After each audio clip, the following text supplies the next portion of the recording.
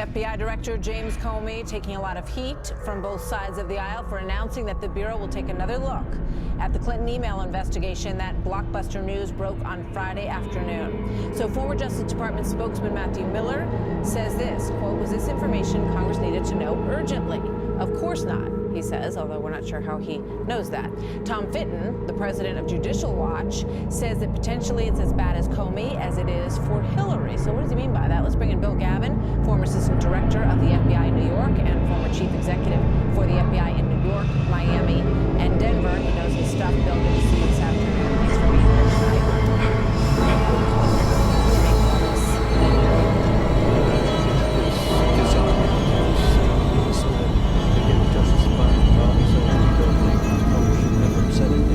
Director Comey's caught on the horns of dilemma here.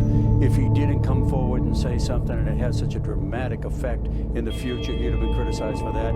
And of course, he's being criticized for doing it at this particular point in time. So he's really caught in those horns of dilemma. It's a difficult position for him to be. So what does he do next? I think probably some more information needs to come out.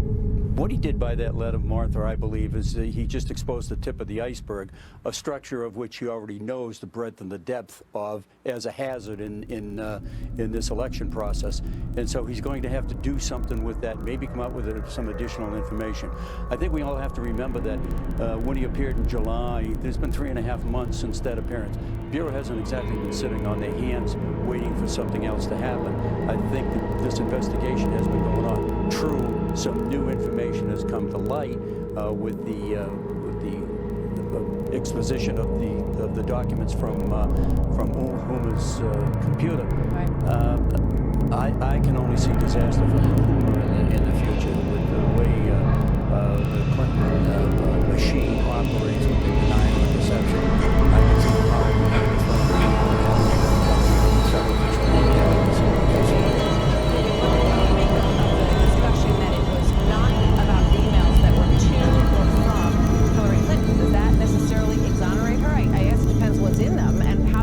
would have gotten on that laptop if it didn't come from her office?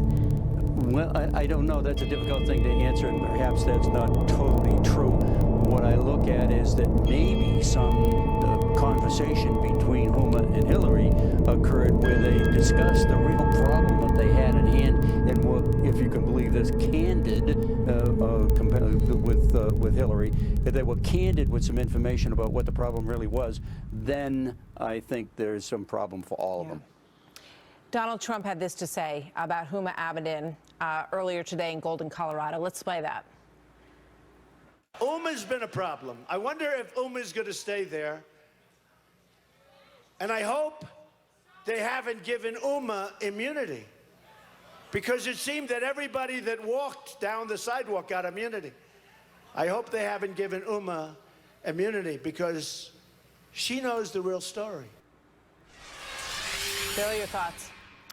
Well, I think that probably he's right. I hope there hasn't been any immunity granted on a large scale that would prohibit doing something with the information that has been brought forward in the past 24, 36 hours, because that would be tragic for the whole country, for us as a citizenry of the United States.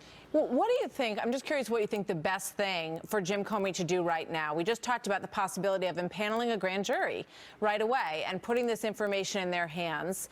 Is that the way he should go?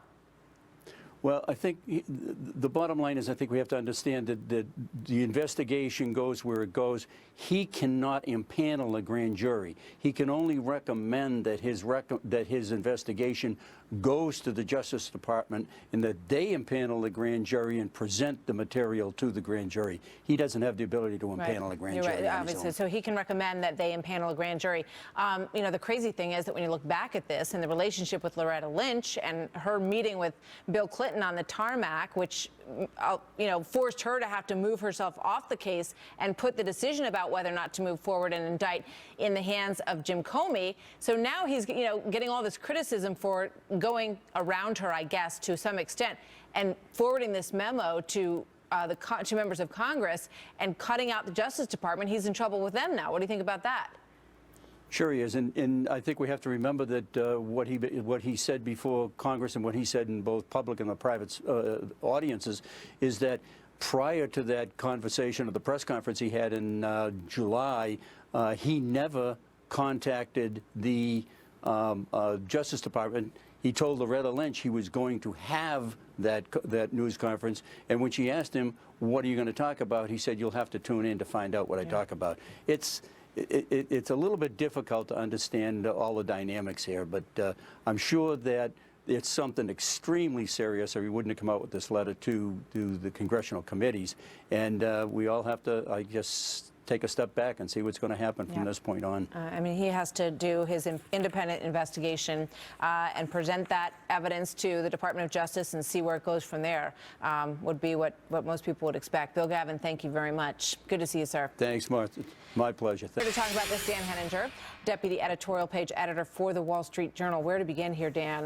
What an explosive story this is, although I guess at this point we still don't know how explosive. Yeah, I guess what we have to call is an October surprise without anyone actually knowing what the surprise is.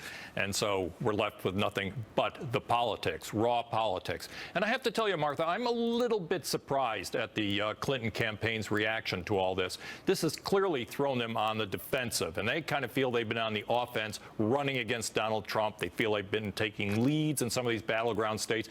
Suddenly, they're making FBI Director Jim Comey the center of this. And I don't understand why they've decided to elevate this issue the way they have. You know they're going to be on all those Sunday morning talk shows attacking Jim Comey and attacking this issue. But this is about the email server, which is the most vulnerable thing Hillary Clinton has had to deal with. I mean, going back to March of 2015, when the news came out, she gave that terrible press conference. At that point, her approval rating was about 52%. It went down almost 10 points and has stayed there ever since. And now the Clinton campaign is the one that's decided to make this issue at the center of the conversation we're having right now, rather than just saying, let the FBI director kind of deal with this and go forward, because it's not going to come out before the end of the election. Does Comey have to say something further? And do you think he will?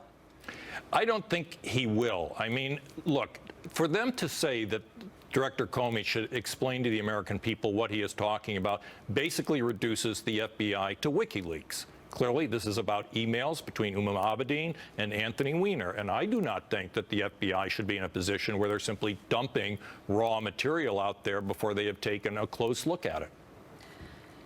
You know, when you look back at the WikiLeaks exposure, what it revealed in many ways was that what the Clinton campaign was trying to project on the outside, that they weren't worried about these issues, was a whole nother story underneath. They were panicked about this email server, saying we need to clean this up. Why didn't she handle this sooner? They were angry at her that she let this issue hang out there. So now you have this new wrinkle from Jim Comey.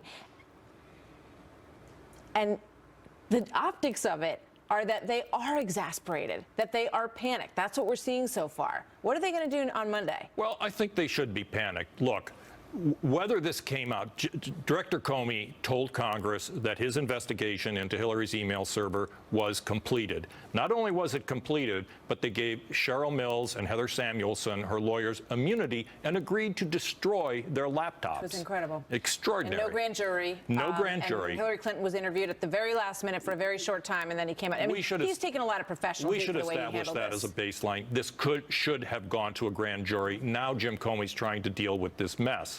But I think that you have gotten to the point here where the Clinton campaign has to believe that Director Comey would not have done this unless his agents, his investigative team, had come in and put something on his desk and said, sir, this is very serious. We're going to have to deal with this.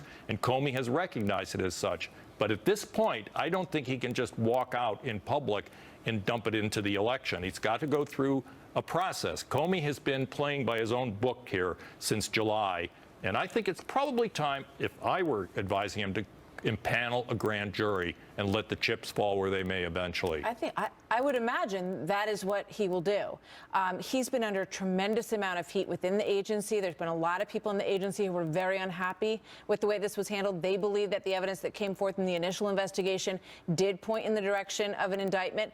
And now he has an opportunity, based on this information that was put on his desk, to right his own ship and his own reputation. How much of that do you think is what we're watching here? I think not just his reputation, but the reputation of the FBI itself, which has taken a big hit. This is an American institution. Most people trust it. And I think there was dissent inside the FBI over what he did. If Congress holds hearings, like Jason Chaffetz calls FBI agents in front of him under oath, they're going to have to testify honestly about what was going on inside that investigation. I think there's an effort here to try to repair the reputation of the FBI, taking this information that is relevant to the original investigation and dealing with it in the appropriate way. And you've got to believe that this information that was put on his desk was something he could not walk away from, that he felt he had to speak out about. And if he had held it till after the election and then it came out, the criticism would have been, how could you possibly not have made people aware that you had this beforehand? Politically, though, Dan, before I let you go, what's the impact? I mean, people who are going to vote for Hillary Clinton are going to vote for her anyway, right? I'm not so sure. I mean, her support, even among some Democrats, the ones who supported Bernie Sanders, is weak. Let me mention one thing that we haven't talked about. The Doug Band memo earlier this week about Bill Clinton, Inc. At the time, that was tremendously damaging, and that is why a lot of left-wing Democrats, progressives, do not like the Clintons. So her support has been weak, and this is not going to help at all in states like Pennsylvania, North Carolina, Missouri, Nevada, where some of these Republican senators are in tight races with their opponents. I think this has finally created the Clinton undertow that everyone thought was happening to Donald Trump and a lot of the down-ballot tickets. This is completely suppressive of Hillary Clinton's campaign right now. The Democrats have to be very unhappy. Suppressive is exactly the right word. I mean, it could force people to just say, forget it. Yeah. I'm out. I'm not going to vote. But we will see. 10 days to go. Thank you very much, Dan. Always good to see you.